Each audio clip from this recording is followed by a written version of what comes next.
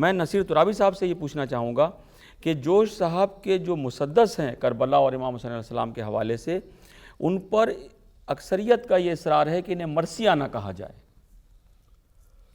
دیکھیے فراست، بات یہ کہ خود جوش صاحب کہتے تھے کہ یہ مسدس ہے، کیونکہ ان کو معلوم تھا کہ چونکہ وہ ویلیوز کے بہت قدردان تھے، کلاسیکیت کے بھی بہت ہی بڑے وہ تھے محافظ، انہیں یہ معلوم تھا کہ کلاسیکی مرثیہ جو ہے اپنے ارکان کے ساتھ زندہ ہے، اس میں آمد ہے، چہرہ ہے، رخصت ہے، یہ سارے، اور یہ چیز یہاں نہیں تھی۔ چونکہ اچھا ان کا اعتراض بھی جو یہ تھا کلاسیکل مرثیے پر، وہ یہ تھا کہ کلاسیکل مرثیہ نیوز تھی، جوش صاحب کا مرثیہ ویوز ہے۔ نیوز اور ویوز کا فرق دیکھیے کہ جوش صاحب اسی لیے جدید مرثیے کے بانی مبانی ہیں کہ انہوں نے مثلا دیکھیے آپ آل رضا کو دیکھیے یا نسیم کو دیکھیے تو وہ امام حسین لکھتے ہیں، جوش صاحب پوری تاریخ کے تناظر میں مسٹر حسین لکھتے ہیں، اگر میں معاف کیجیے گا اس لفظ کے لیے آپ جی یعنی ان کا اپروچ یہ ہے کہ وہ بہت ڈائریکٹ اس طرح کی بات کرتے ہیں کہ جو کہ پازیٹیولی اس تناظر میں ہو تاریخ کے، اور بر صغیر کی رواں تاریخ کے ساتھ اس کو ملحق کر کے لکھنا چاہتے ہیں۔ حسین اور انقلاب دیکھ لیجئے، جیسے کہ آپ جو کہ پہلے ہی ان کی جدید مسدس کی بنیاد ہے، 1941 میں لکھا جی ہاں 1941 میں، جی ہاں، اور اسی کے آس پاس آل رضا بھی آئے، وہیں سب لوگ یہ لوگ آئے۔ لیکن جوش صاحب کا جو اس پر ہے، جو ان کے اس مرثیے میں بعض ایسے کلیے لکھ دیے، مثلا کربلا تاج کو برداشت نہیں کر سکتی، یہ ایک ایسا کلیہ ہے کہ بالکل اس کے اوپر آپ ٹائٹل لگا سکتے ہیں، ٹیگ لگا سکتے ہیں، ایک اصول مقرر کر دیا، بالکل ایک اصول۔ تو جوش صاحب کی اپروچ جو تھی وہ اسی لیے وہ جانتے تھے کہ مرثیے میں وہ ظاہر ہے کہ گھوڑا نہیں ہے، تلوار نہیں ہے، رجس نہیں ہے، تو چونکہ یہ لوازمات اس میں شامل نہیں تھے، لہذا وہ خود بھی مسدس کہنا پسند کرتے تھے۔ ان کا اصرار نہیں تھا کہ اسے مرثیہ کہا جائے۔ نہ یہ راغب صاحب بتائیں۔ خود بھی پیدا ہوتا ہے۔ ہاں یہ راغب صاحب بیٹھے۔ جوش صاحب نے اپنے مرثیوں کو مسدس کہا، جی ہاں، لیکن وقت نے یہ ثابت کیا کہ مرثیے کی صنف میں اتنی وسعت پیدا ہو گئی، وہ چہرہ اور ماجرا اور وہ آمد اور وہ رخصت اور وہ رجز، جوش صاحب نے اس کی پابندی نہیں کی، اور یہ جوش صاحب کا فیصلہ کہ آج کا مرثیہ گو مرثیے کے ان اجزاء کی پیروی نہیں کرتا، ظاہر ہے نہیں کرے گا۔ تو یہ اجتہاد تھا جوش صاحب کا مرثیے کی صنف میں، انہوں نے از راہ انکسار اسے مسدس کہا، لیکن وہ ہے تو مرثیہ ہی کی صنف سے متعلق، چونکہ کہیں گے تو ہم اسے ایک مرثیہ کربلائیہ نظم ہے، ایک کربلائیہ نظم ہے، تو لہٰذا اس کے حوالے سے تو یہ مرثیہ ہی ہے۔ آج جدید مرثیہ تو جوش کے زیر سایہ ہے۔ میرا خیال یہ کہ جوش صاحب نے جو اردو کے الفاظ استعمال کیے ہیں، شاید ہی کوئی اور شاعر ہوگا جس نے تعداد کے اعتبار سے اتنے زیادہ الفاظ استعمال کیے ہیں، اور جوش صاحب نے اس پر بھی اصرار کیا ہے کہ لفظ کو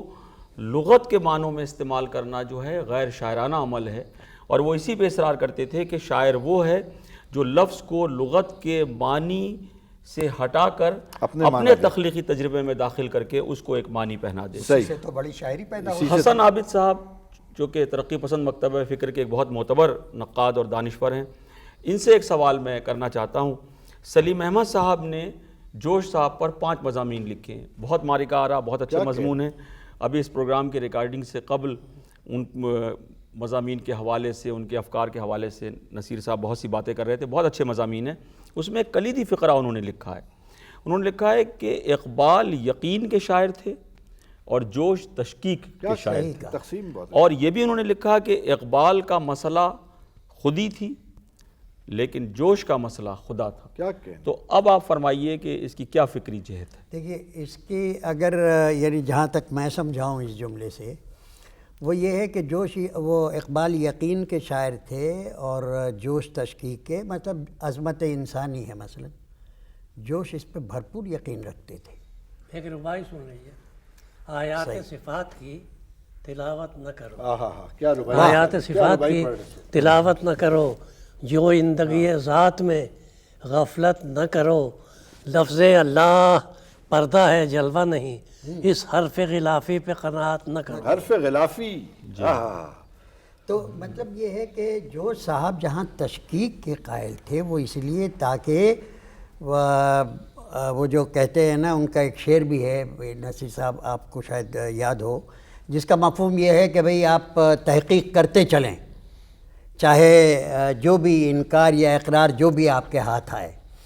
تو وہ اس قسم کے آدمی ہیں جو چیزوں پر، لیکن مثلا عظمت انسان کے اوپر انہوں نے اتنا لکھا ہے، نظمیں ہیں، اشعار ہیں، اور وہ اس پہ یقین رکھتے تھے کہ یہ ساری چیزیں جو ہیں وہ عظمت انسان کی ہی پیدا کردہ ہیں، اور یہ سارا جو فردوس حیات ہے یہ انسان کی وجہ سے، یہ کسی اور وجہ سے نہیں ہے. تو اب یہ کہنا کہ بھئی انہوں نے تفریق کی ہے ایک ذرا، خدا کے ذہن میں ہوگا ان کے کہ بھئی وہ یقین کے شاعر تھے، بلا شبہ میں سمجھتا ہوں کہ وہ تشکیک کے شاعر تھے. یہ بات اس حد تک جہاں تک کہ اس کائنات اور خدا کے سوال کا تعلق ہے، وہ کسی یقینی درجے پر شاید نہ ہو. انسان تلاشا ہے تشخص کا جو بت، جی الہاد ہے صرف اس خدا کا ممکن. کیا کہنے.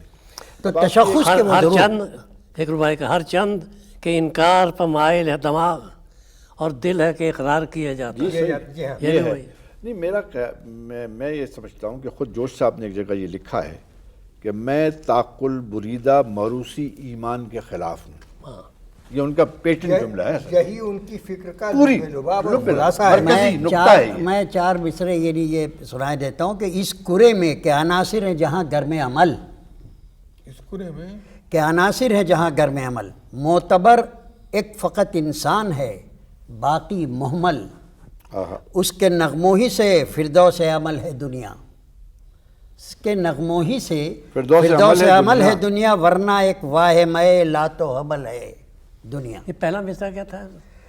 اس کرے میں کہ عناصر ہیں جہاں گرم عمل. تو میرا کہنے کا مطلب یہ ہے کہ وہ تشکیک کے بلا اس حد تک بالکل صحیح ہے کہ وہ چیزوں پر اس حد تک یقین اور عقیدہ نہیں رکھتے تھے ان مسائل میں جو مابعد الطبیعیاتی مسائل ہیں اور وجود کا مسئلہ میرا خیال ہے تشکیک کا ڈاکٹر صاحب اس لیے بھی، لیکن کچھ چیزوں پہ وہ یقین بھی رکھتے تھے. نہیں ضرور ایک مستقل فطرت مثلا فطرت مثلا نامشخص، یعنی جو خدا جس کی گویا جو شخصی خدا نہیں ہے، وہ فطرت، پوری فطرت کو اس کا ظہور، اس کا جلوہ سمجھتے تھے.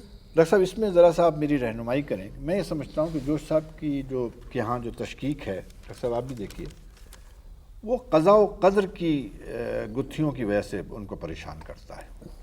قضاء و قدر کے مسائل پر وہ اتنے الجھے کہ وہاں سے ان کے ہاں ایک تشکیک کا مسئلہ کھڑا ہوتا ہے. ترابی صاحب، اصل میں بات یہ ہے کہ ہر غیر معمولی ذہین اور ہوشمند آدمی تشکیک کا شکار تو ہوتا ہے. یہ تو صحیح کہا. لازمی طور پر اسے تشکیک کا شکار ہونا چاہیے.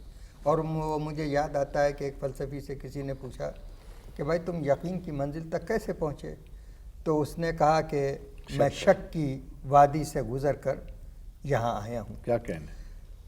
جوش صاحب کا خدا پر جو یقین تھا وہ ان کی تشکیک کے بغیر مکمل نہیں ہو سکتا. کیا کہنے.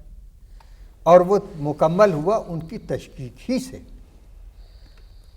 یہ بات آپ نے بڑی خوبصورت اور بڑی معنی خیز کہی اور کوٹ کیا انہیں کہ وہ موروثی دینی افکار اور طرز و روش سے بیزار، تعقل بریدہ موروثی ایمان، اور وہ ساری زندگی ساری زندگی بیزار رہے. تقلید شکن آدمی تھے نا. وہ تقلید شکن آدمی تھے، اس لیے ان کے یہاں تشکیک کا اظہار ہونا ضروری تھا. حضرت علی علیہ السلام کا قول ہے کہ تشکیک معرفت کی کنجی ہے.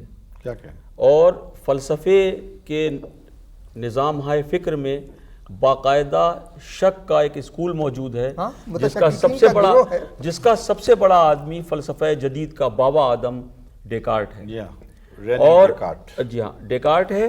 اور شک جو ہے وہ فلسفیکل معنوں میں وہ شک نہیں ہے جو ہم اپنی عام زندگی میں جس لفظ کو استعمال کرتے ہیں. یہ تو اچھا، اور یہ شک بھی اس وجہ سے ہے کہ جوش صاحب کا اعتراض خدا کے تشبیہی وجود پر تھا، اس کے تنزیہی وجود پہ نہیں تھا. یہ زیادہ اچھی بات کہی آپ. وہ تشبیہی تھا.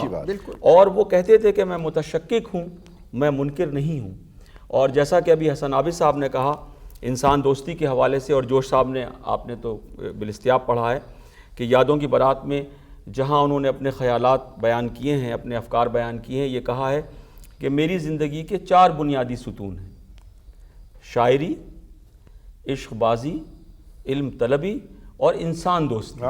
یعنی انسان دوستی کے حوالے سے جوش صاحب کا خواب جو تھا وہ وحدت نوع انسانی کا خواب تھا۔